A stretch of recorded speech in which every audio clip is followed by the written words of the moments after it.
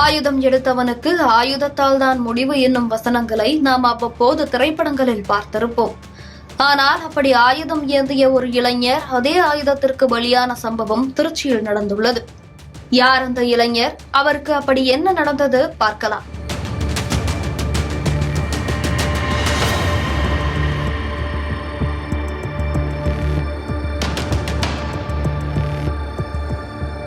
திருச்சி மாவட்டம் ஜீயபுரம் அருகே உள்ளது கொடியாளம் மாரியம்மன் கோவில் தெரு.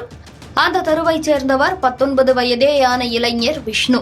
ஆட்டோ ஓட்டுநரான இவர் கடந்த 14ஆம் தேதி இரவு தனது உறவினர் வீட்டிற்கு சென்றுள்ளார். சென்றுவிட்டு 15ஆம் தேதி காலையில் தனது வீட்டிற்கு திரும்புவதற்காக திண்டுக்கரை பேருந்தில் ஏறியுள்ளார். பேருந்தின் பின்புற படிக்கட்டில் நின்று கொண்டு பயணம் செய்து வந்தவரை திடீரென இருசக்கர வாகனத்தில் வந்தவர்கள் இழுத்து கீழே தள்ளியுள்ளனர்.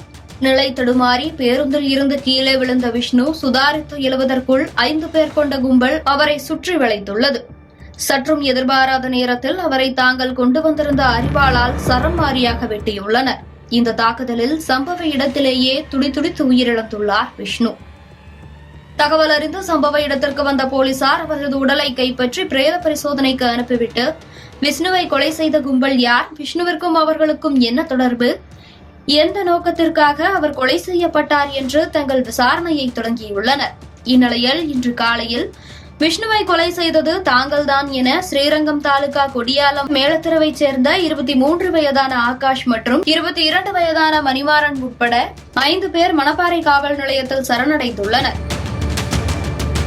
இதைத் தொடர்ந்து ஜீயபுரம் போலீசார் அவர்களிடம் கொலைக்கான காரணம் குறித்து விசாரணை மேற்கொண்டனர். அதில் விஷ்ணு சென்றவரிடம் கோகுல் என்பவருடன் ஏற்பட்ட முன்பகை காரணமாக அவரை தன் நண்பர்களுடன் சேர்ந்து வெட்டி கொலை செய்த வழக்கில் கைதாகி மிக சமீபத்தில் தான் ஜாமீனில் வெளிவந்துள்ளார்.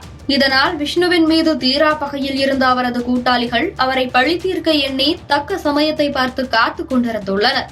சரியான நேரமாக பார்த்து பேருந்தில் சென்று கொண்டிருந்த அவரை நேற்றைய தினம் வெட்டி கொலை செய்ததாக தகவல்கள் வெளியாகியுள்ளன.